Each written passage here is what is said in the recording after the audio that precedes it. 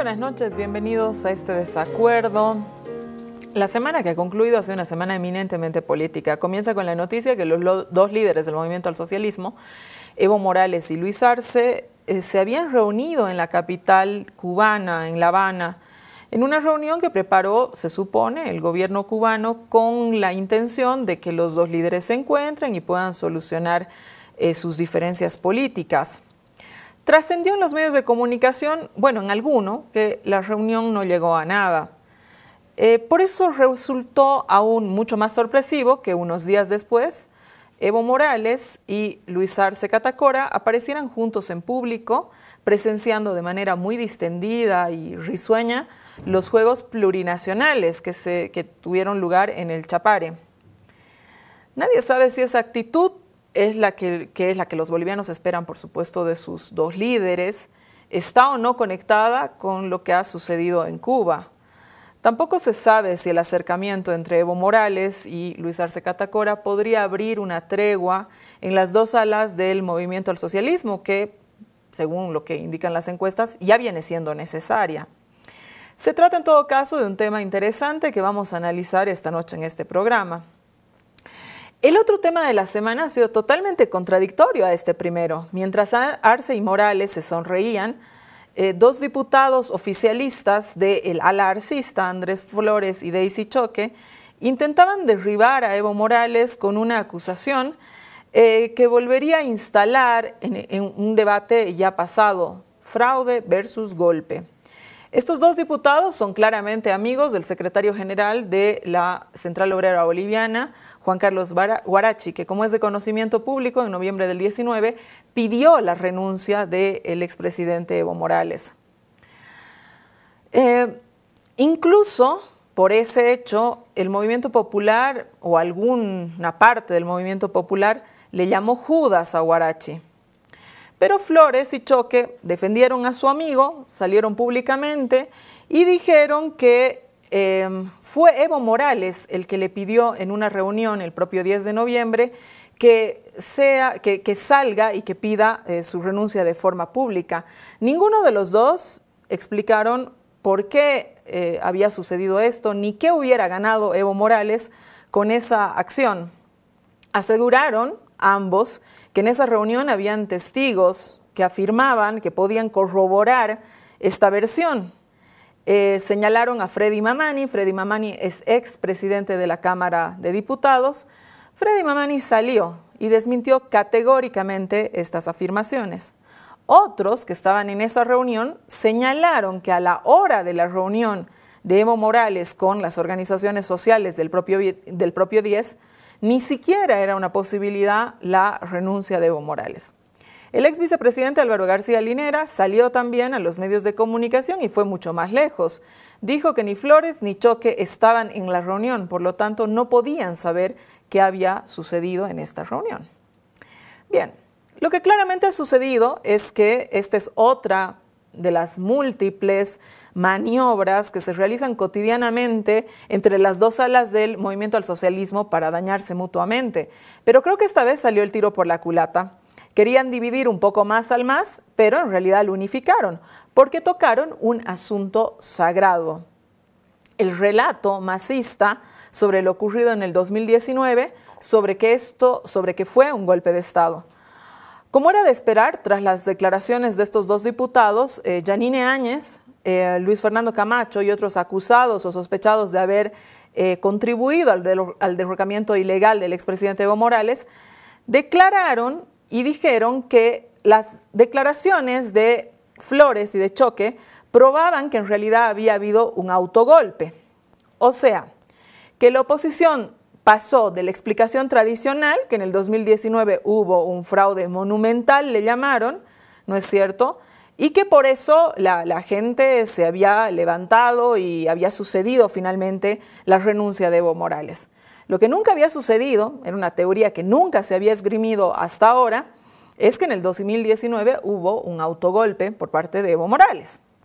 Los diputados Flores y Choque sobre esta acusación ya han reculado, pero los efectos de su falta de criterio político han sido muy negativos para el país.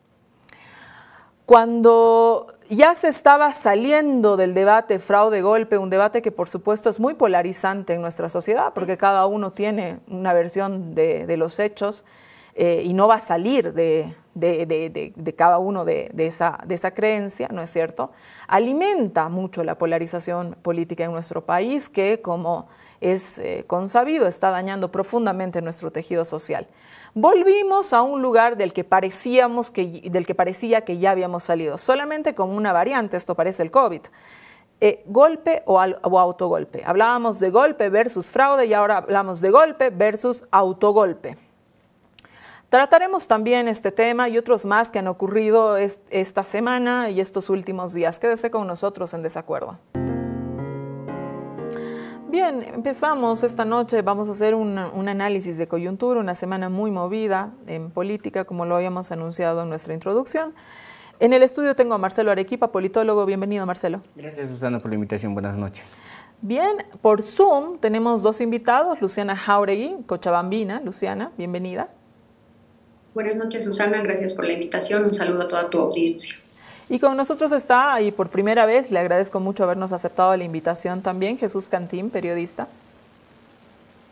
Buenas noches, Susana. Un saludo para vos, para toda tu teleaudiencia. Algo que se nos está haciendo habitual en Desacuerdo es la territorialidad. Tenemos miradas de Santa Cruz, tenemos una mirada una mirada de Cochabamba, tenemos una mirada de Tarija y tenemos una mirada de La Paz, lo cual definitivamente creo que es una característica positiva que empieza a surgir en Desacuerdo. Empezaremos contigo, Luciana, para introducirnos en el tema. La pregunta, Luciana, tú eres experta, has estado estudiando muchísimo eso, de hecho estás haciendo tu tesis doctoral a propósito de toda, digamos, la política boliviana. Entonces, ¿qué es lo que está pasando en el MAS desde tu perspectiva, Luciana? Gracias, Susana.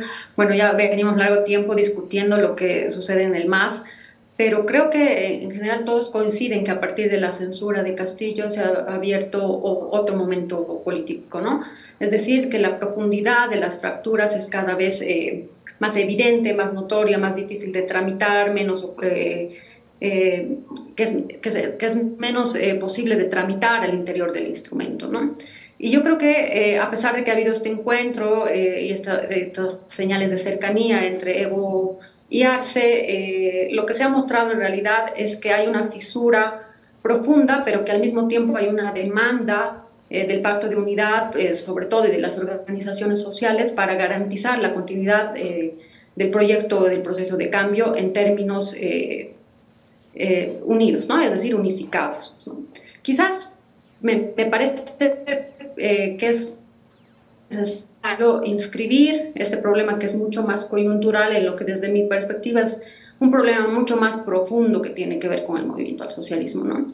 Normalmente tendemos a ver estas disputas solamente en términos de voluntades, de liderazgos, pero yo creo que es necesario anclar el problema en lo que realmente está sucediendo, ¿no? Y yo creo, y ahí yo pondría tres ejes para discutir que es necesario primero identificarlos y luego, por supuesto, encararlos, ¿no? El primero y más inmediato es, por supuesto, que se discute siempre, que es el procedimiento, ¿no? Cómo se va a dirimir la candidatura 2025 y la disputa de liderazgos, que ya hemos visto que es un debate amplio, si va a ser por internas, si va a ser vía democracia liberal o más bien una democracia más bien de base, más popular, más directa, etcétera, ¿no?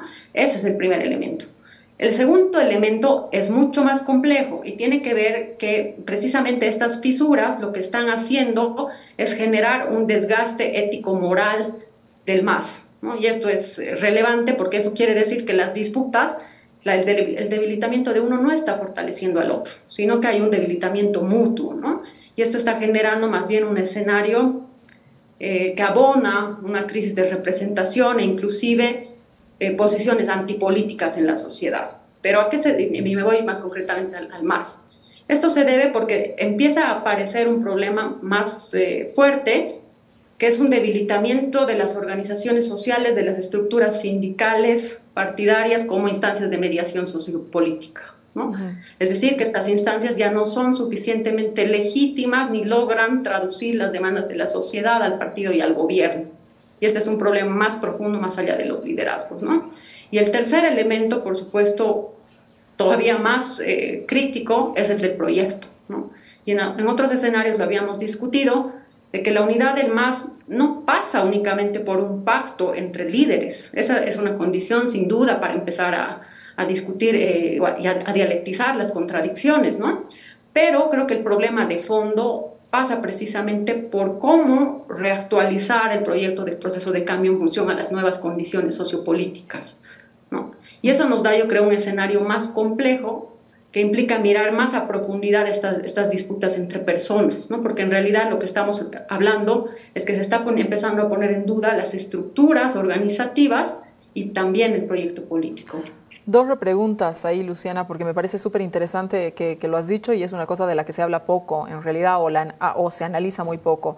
Y es este canal de mediación que eran las organizaciones sociales entre, digamos, las demandas de la sociedad civil, ¿no? Organizada, en Bolivia nos organizamos, ¿no? A través de sindicatos, etcétera, que ya no sean el puente. ¿Te parece que es un tema cupular o es que la misma forma de organización de la sociedad por ahí ha presentado algunas transformaciones?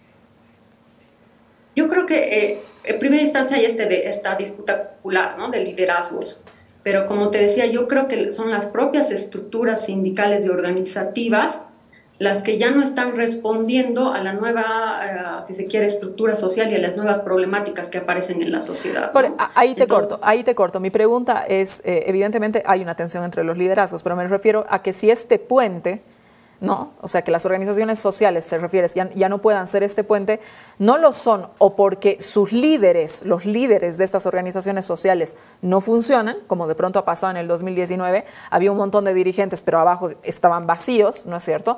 Pero en el 19 has tenido digamos, se activan, ¿no? Estas organizaciones, se activa, digamos, la base de estas organizaciones, regenera rápidamente la dirigencia y pasa lo que pasa, ¿no? Mi pregunta va ahí, es decir, ¿tú crees que ya sea otro modo de organización, digamos, más allá de quienes sean los dirigentes, o que es un problema sencillamente dirigencial? No, yo creo que hay, por supuesto, una distancia entre liderazgos y bases, ¿no? Liderazgos intermedios y bases, pero también hay un problema de la estructura misma, ¿no? Y de su capacidad para recoger demandas y, sobre todo, empiezan a ser cuestionadas en un nivel más profundo que tiene que ver con clientelismo, cooptación, inmediatismo, ¿no? Y eso, y además con el surgimiento de otras instancias, quizás mucho más urbanas, populares, juveniles, que empiezan a ganar espacios, ¿no? O sea, por lo menos hay un escenario de disponibilidad subjetiva y organizativa en la sociedad que está emergiendo y que todavía nadie está capitalizando.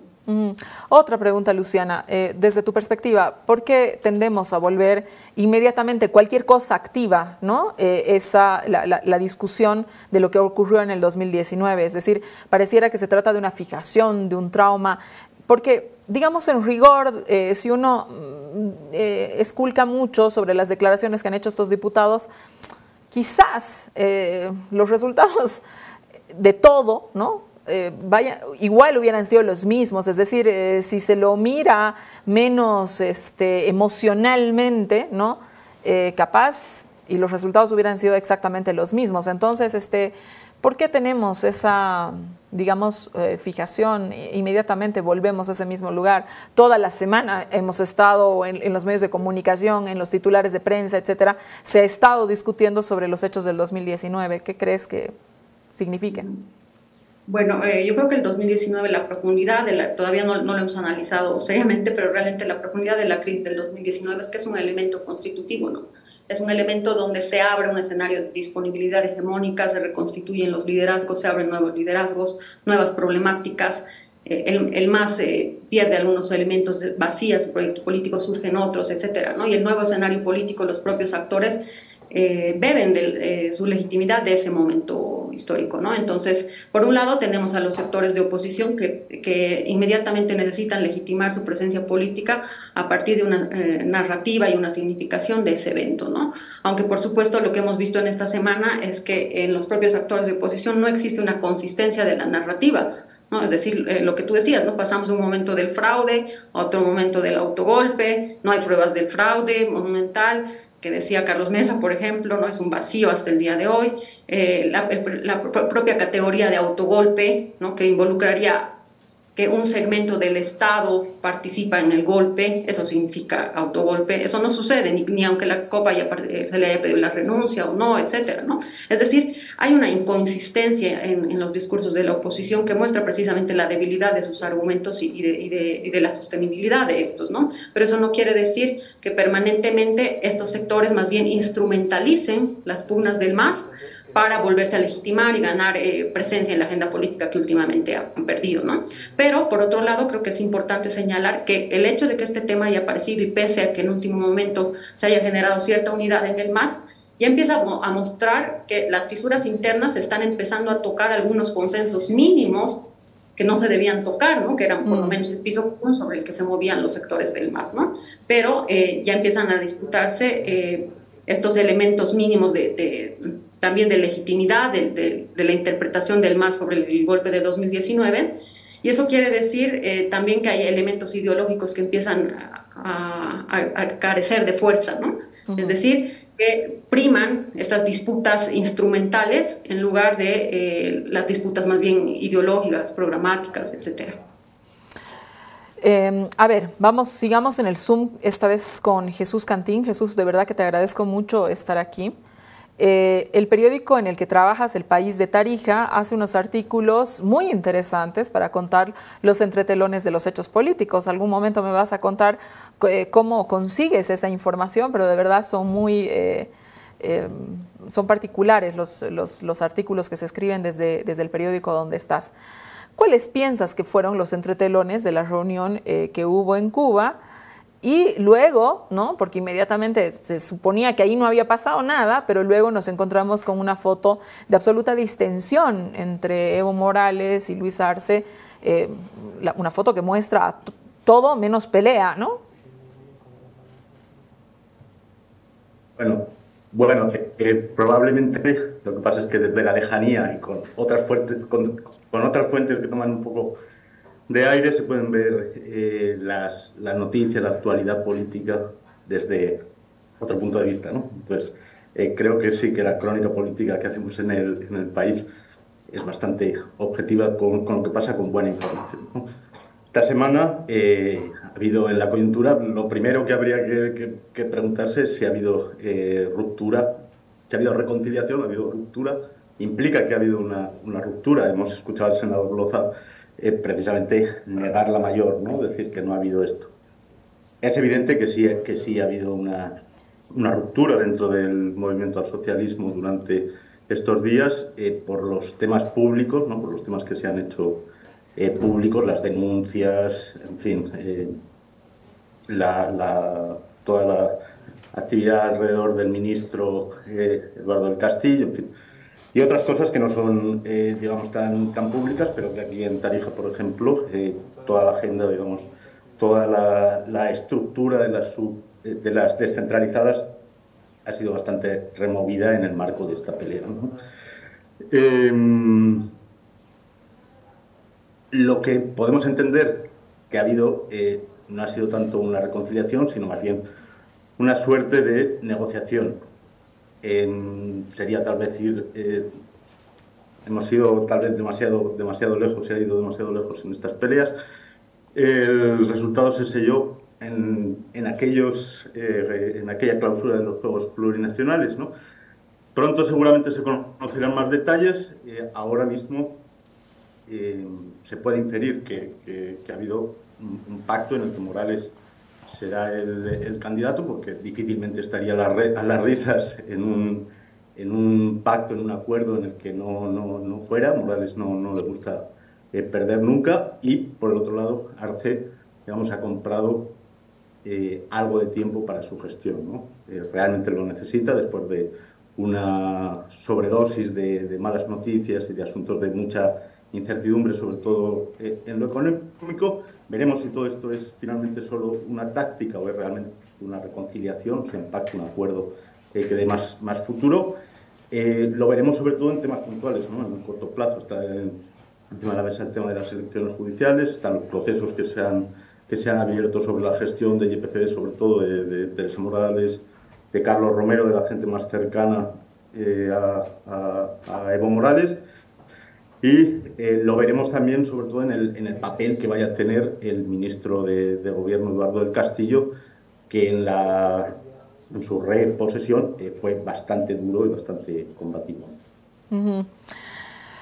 Bueno, bien interesante lo que dices. A ver, vamos a ver cómo se van dando los hechos, especialmente sobre las candidaturas. En principio ya han salido, ¿no?, algunos créditos. Hemos visto a Andrónico Rodríguez anunciar la aprobación de algunos créditos, a ver qué es lo que sucede más adelante. Jesús, quiero ir al otro tema de esta semana. ¿Te parece que este nuevo relato del autogolpe tiene algo a lo que aferrarse más allá de los dichos de Flores y de Choque? Esto te lo pregunto porque ahí, digamos, si uno lo mira de lejos, es decir, ¿qué ganaría Evo Morales con hacer esta petición?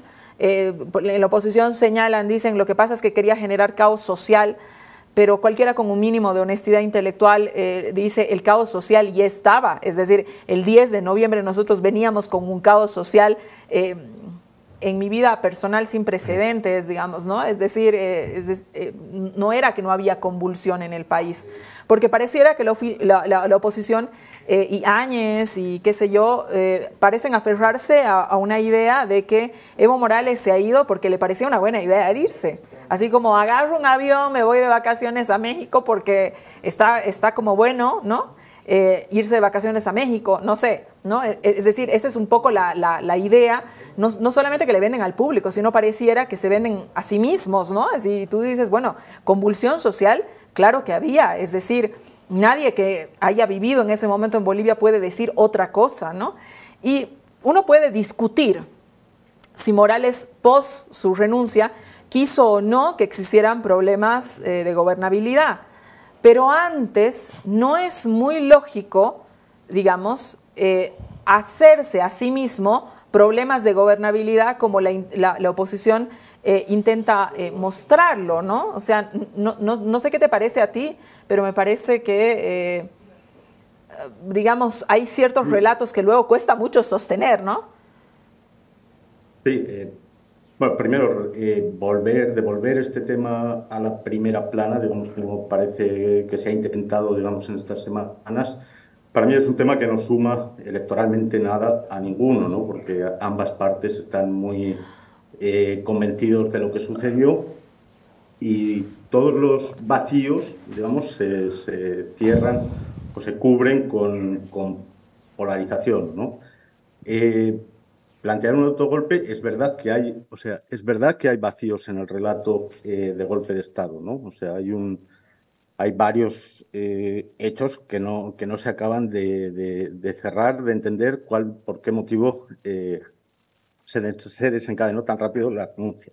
Ahora, plantear que había un escenario de un intento de autogolpe tiene también los mismos vacíos, ¿no? Un autogolpe implica una parte del Estado comprometido con esto y, sobre todo, digamos, un apoyo popular masivo que en los 21 días precedentes a la renuncia de Evo Morales no se sintió en el país, ¿no? O sea, hubo movilizaciones puntuales, hubo movilizaciones algo más profundas en Cochabamba, pero no hubo, digamos, una respuesta organizada, digamos, de los sectores más afines al MAS contra los que sí se movilizaban en aquellos días, ¿no? Entonces, plantear un autogolpe tiene ese vacío, ¿no? O sea, ¿quién iba a acabar de completar ese tema?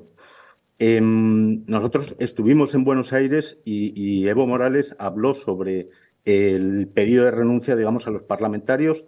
Él nos habló sobre que él sí pidió la renuncia de sus parlamentarios, que eso pasó por los órganos de decisión de las propias cámaras y al final se determinó que no era la estrategia y se decidió de otra manera, ¿no? Hay demasiados vacíos y es extraño, digamos, plantear un autogolpe que evidentemente lo que sí demuestra es que no hay un relato sostenido, digamos, en la oposición sobre lo que pasó en aquellas fechas de 2019, ¿no? Bien, a ver, vamos al estudio. Marcelo, otro evento político de la semana es que se anunció desde la gobernación de Santa Cruz que Luis Fernando Camacho, gobernador, tenía permiso para participar en el Consejo Nacional de Autonomías, pero luego esto no pasó. Más allá de la crueldad que representa crear expectativas que luego no se pueden sostener sobre una persona presa, lo cierto es que parecía que fue un globo de ensayo para ver si la gente volvía a movilizarse o no en respaldo a Camacho. Y el globo se pinchó. Nadie se movilizó en favor de Camacho, ni siquiera tú veías gente alrededor de la gobernación que haga esto, no veías al día siguiente grandes titulares de prensa que hagan alusión a esto, y tampoco vimos ningún tipo de manifestación dentro de la propia reunión del Consejo Nacional de Autonomías, ¿no? Entonces ahí mi pregunta es que la soledad de Camacho, a poco tiempo de una elección con 55%, digamos, en su región, me parece que es importante, ¿no es cierto? No sé qué opinas de esto, no sé cuán importante sea la reconfiguración de fuerza en el propio Santa Cruz que lleven a este escenario. ¿Qué opinas sobre esto? Mira, es muy notorio que desde que el señor Camacho es detenido y en adelante, deja de ser, por un lado, la principal cabeza de la oposición política en el país, el señor Camacho. Uno podría haber pensado que a partir de ahí él podría haber despegado incluso mucho más. Creo que ahí se tropezó con un par de cosas, solo dos voy a apuntar ahora mismo. El primer tema es el hecho de que en Santa Cruz la disputa por el liderazgo político de oposición todavía sigue vigente, todavía sigue, digamos, un tema en movimiento muy fuerte, por un tema bien importante ahí.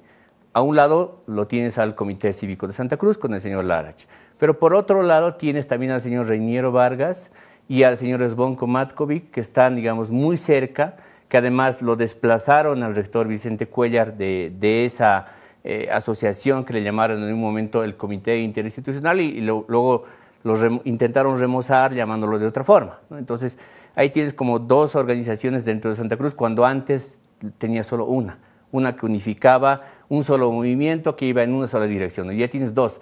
Y si quieres de colita tienes uno más, por eso diría dos y medio que tiene que ver con el señor Agustín Zambrana, que está dentro del búnker, entonces, que también fue candidato para el Comité Cívico de Santa Cruz y no ganó.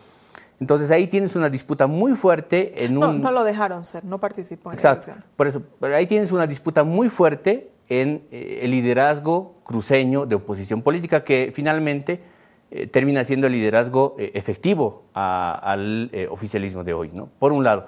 Por otro lado, algo que me llama mucho la atención es, yo he estado revisando en las encuestas de opinión pública cuál era el comportamiento entre las personas que decían si hubo golpe o si hubo fraude en el país. Y esto es muy importante porque tiene que ver con instalación de sentidos comunes y además todo el tema del sentimiento dentro de las identidades en Bolivia.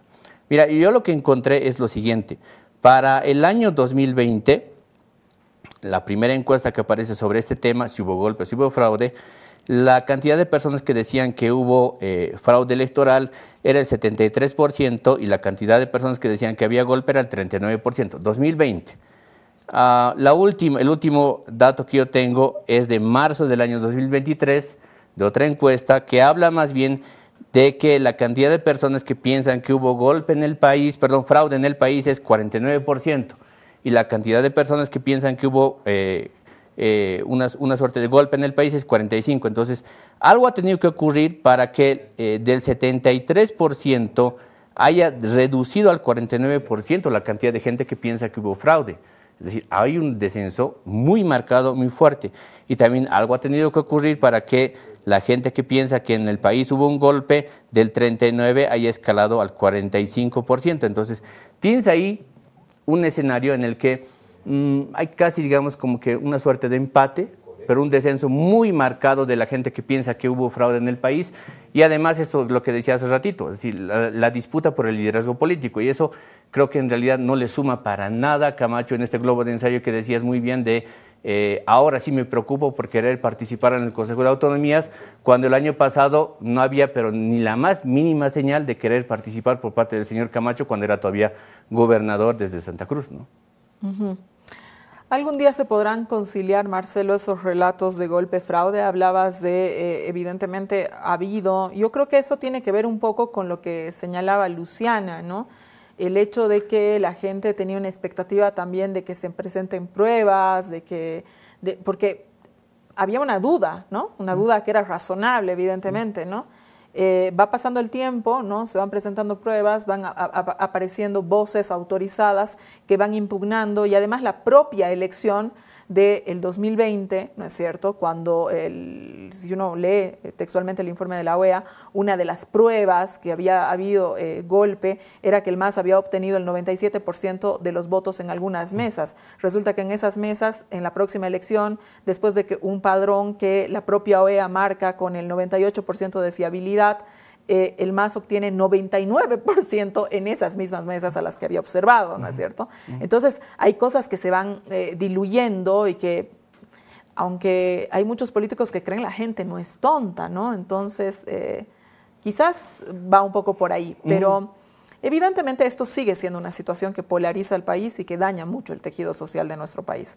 ¿Crees que exista algún momento donde estos relatos enfrentados puedan conciliar o quedarán en la historia estas marcas de identidad distintas? Lo que pasa es que yo lo que observo, por lo menos por ahora, es que estas dos identidades están soldadas en el país y están fuertemente constituidas. Casi lo vengo diciendo ya en la semana como si fueran dos iglesias.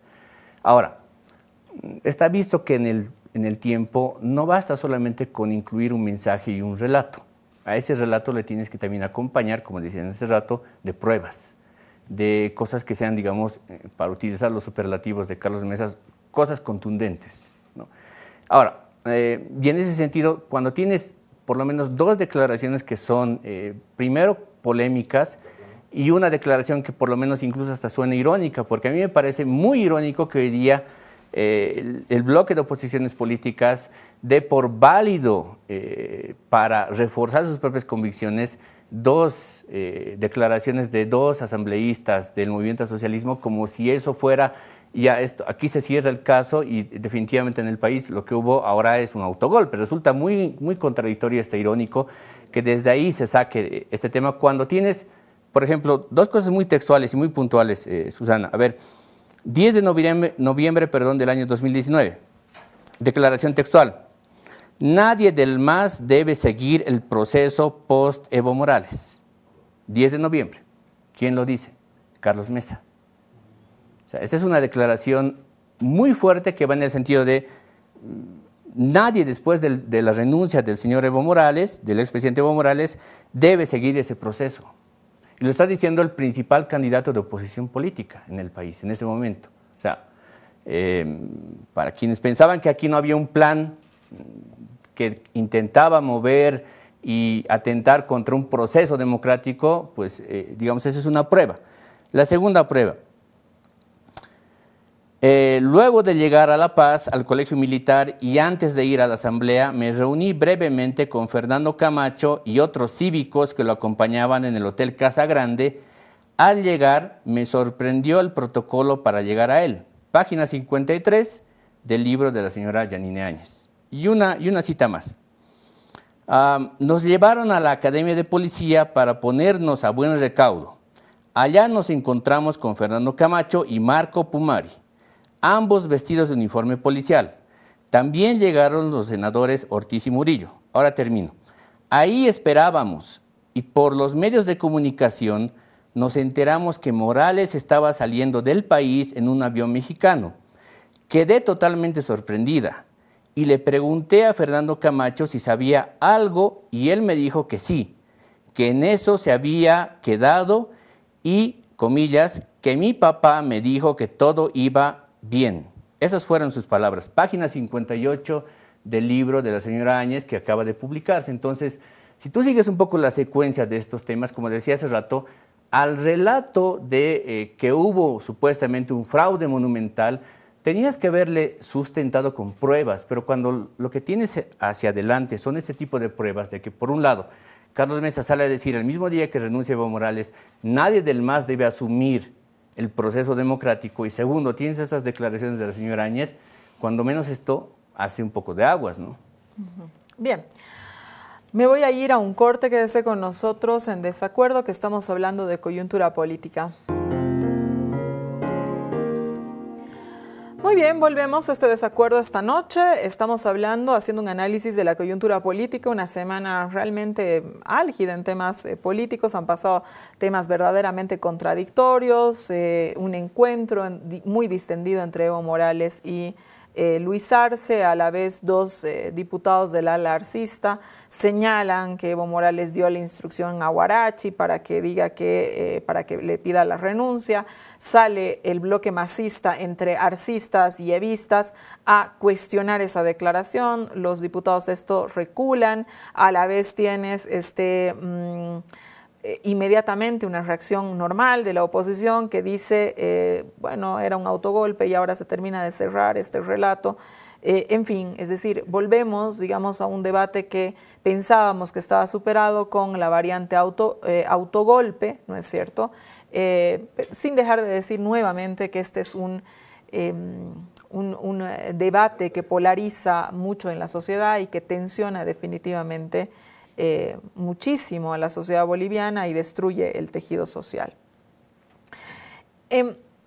A ver, acaban de decirnos nuestros invitados un análisis de los tres temas, yo creo, más importantes, que al final se condensan en uno, ¿no?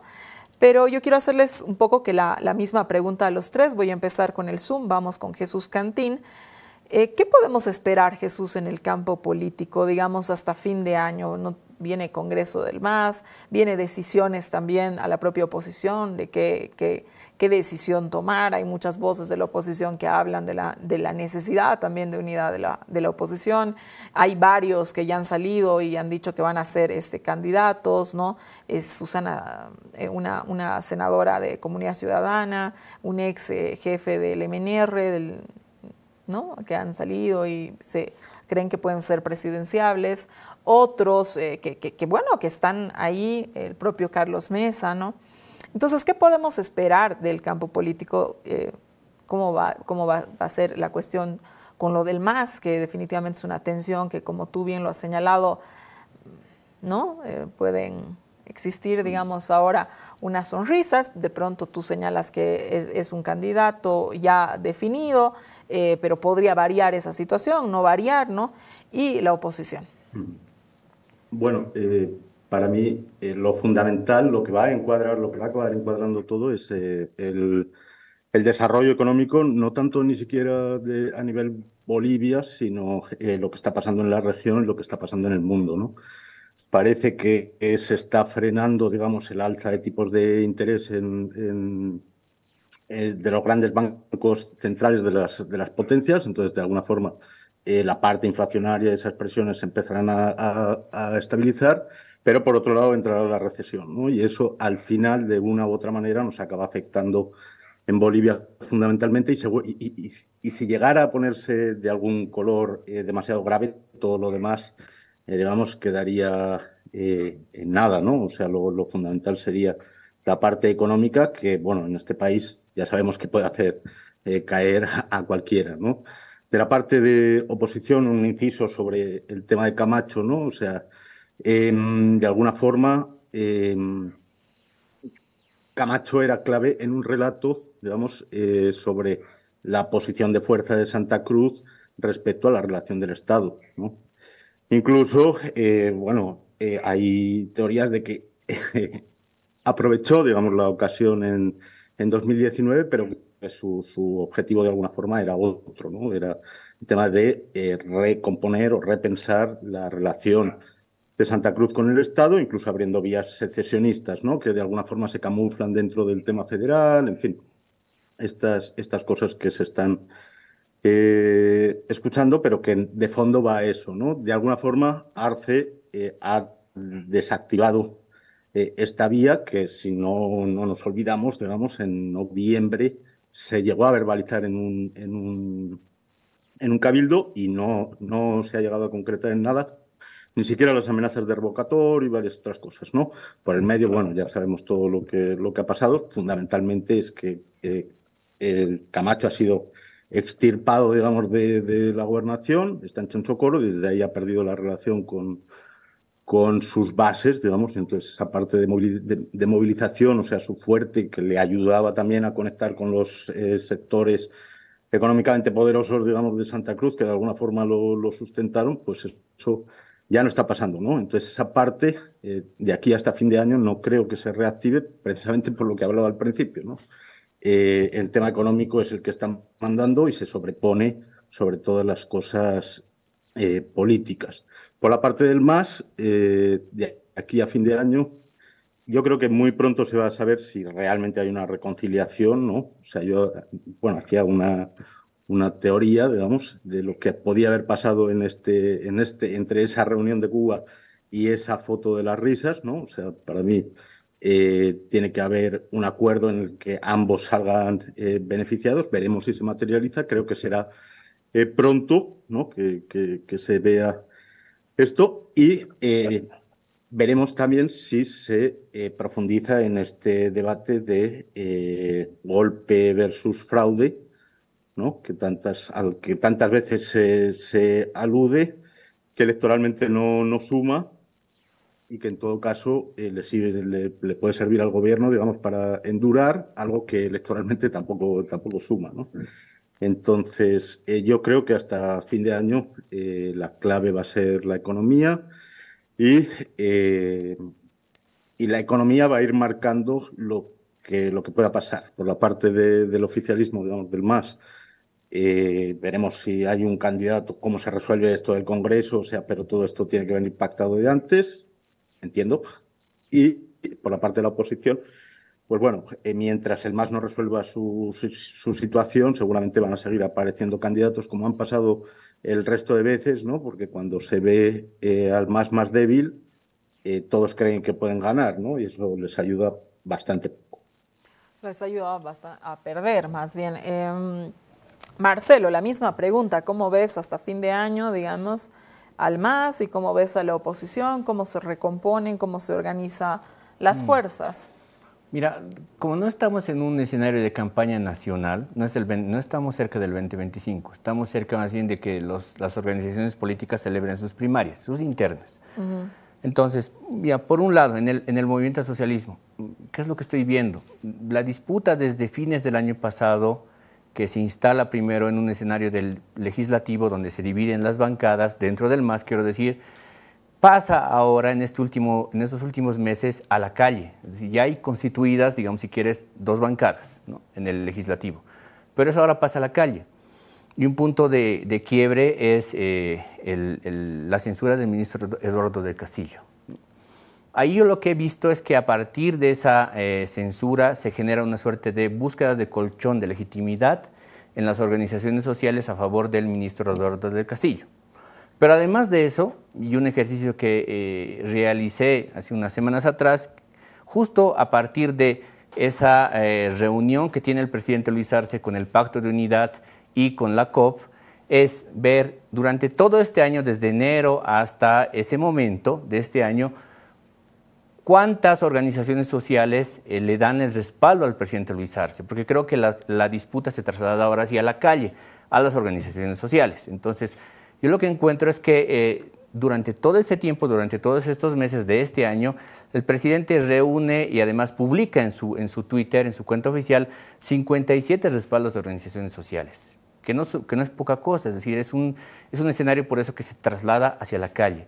Ahí lo que veo también es que Evo Morales lo que está haciendo es lo mismo, es decir, es ir al territorio a nivel nacional e intentar sumar respaldos, unos más, otros menos, pero bueno, creo que se trata más bien ahora mismo de sumar algo que Evo Morales repetía muchísimo cuando estaba gobernando, que era bases sociales. ¿Cuál es tu base social?, ¿no? Y creo que el presidente Luis Arce está construyendo justamente eso, su propia base social. Entonces, la disputa está ahora en la calle. Entonces, de ahí en adelante, hacia las primarias electorales, veremos. Además, todavía ni siquiera sabemos si el presidente Luis Arce va a ser candidato dentro del MAS, quiere ser candidato dentro del MAS, no. Sí sabemos de Evo Morales, pero del presidente Luis Arce no.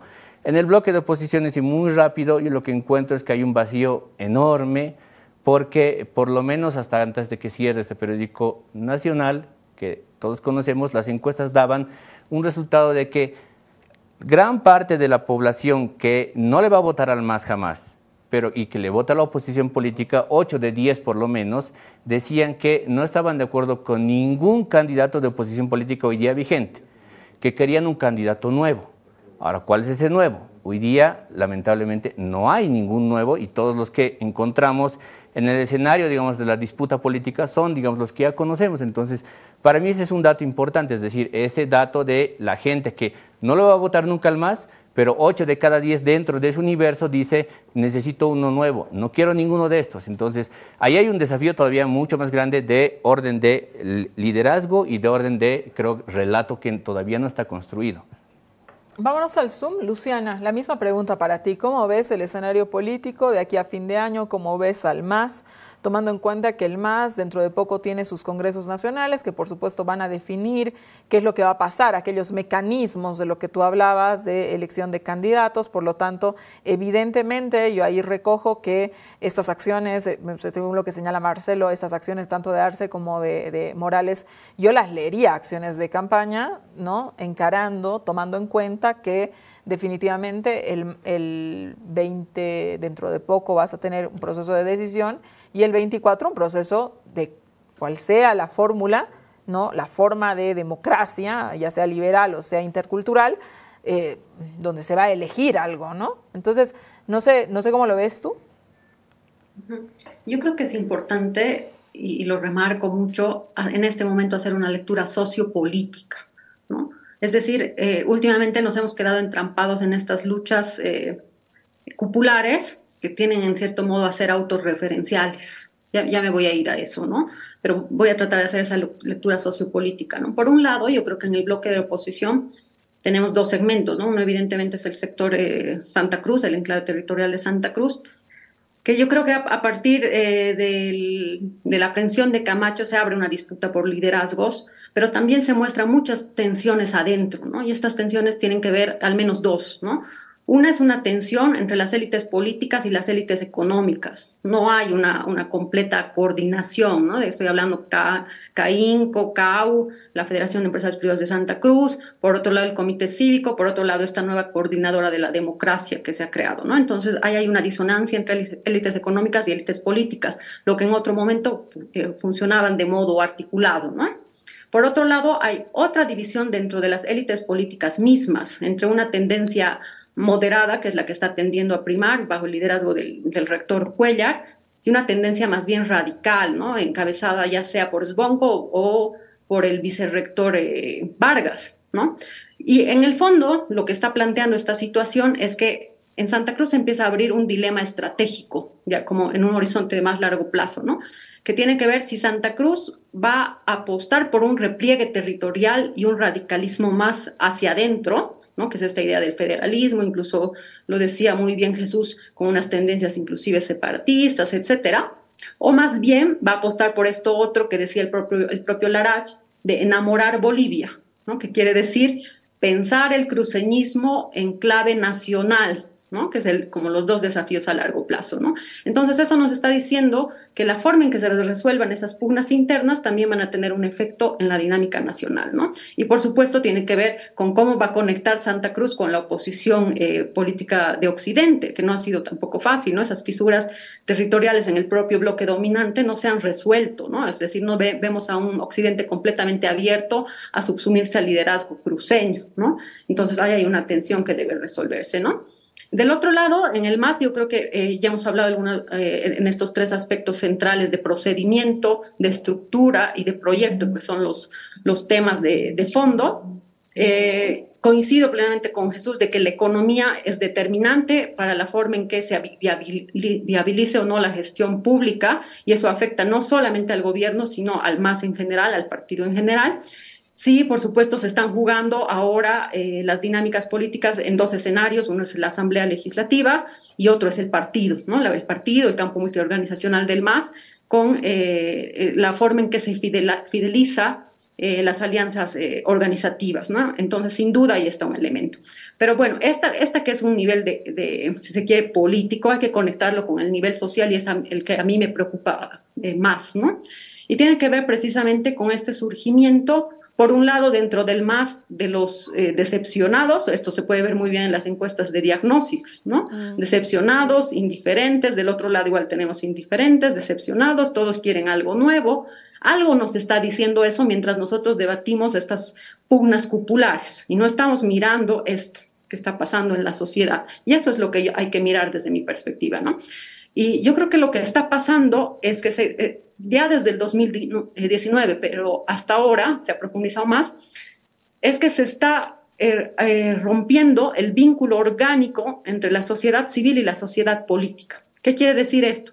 Que las dinámicas políticas ya no están respondiendo a las dinámicas y relaciones de fuerza y sentidos comunes que hay en la sociedad, ¿no? Es decir, yo por ejemplo, no estoy segura si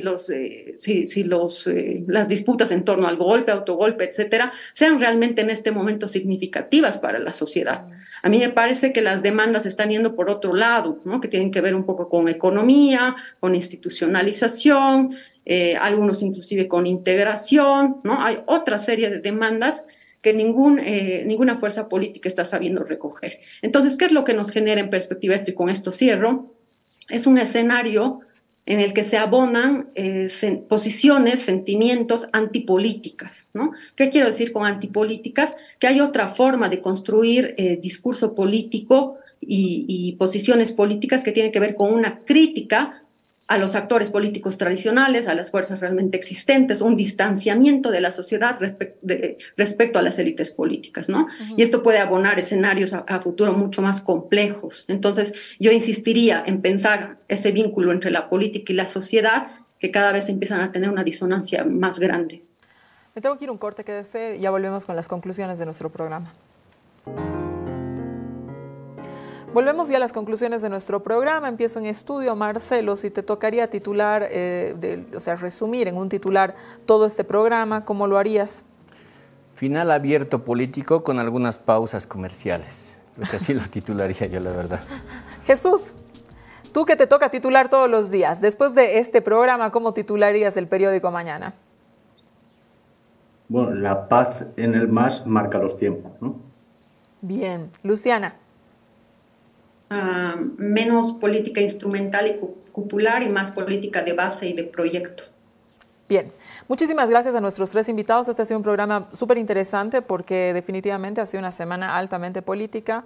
Me quedo con algunas cosas que señalaban nuestros invitados en el sentido de que las partes deben empezar a escuchar, y las partes me refiero a los masistas y a los opositores, un poco cuáles son las demandas de la sociedad. Yo creo que las peleas cupulares están dadas en el MAS, pero también vemos peleas cupulares y relatos oxidados dentro de la oposición que definitivamente no están convocando a nadie. Las encuestas dicen 8 de cada 10 en la oposición, pero también dentro del MAS señalan un dato que es nuevo, que se habla de la necesidad de un nuevo candidato masista, pero nuevo. Entonces, yo creo que las cúpulas de los distintos partidos políticos, sea de oficialismo, de oposición, deben escuchar un poco más cuál es la agenda de la gente, sobre las preocupaciones de la gente. Yo creo que aquel que le pueda ofrecer a la gente tranquilidad, ¿no? Entender de verdad la palabra tranquilidad en toda su extensión, quizás pueda ser quien pueda conseguir mayores adeptos detrás. La gente quizás está un poco cansada de esta polarización. Gracias por habernos acompañado esta noche en Desacuerdo. Quédese con la programación de RTP en Bolivia y con la programación de Canal RT en España. Muy buenas noches.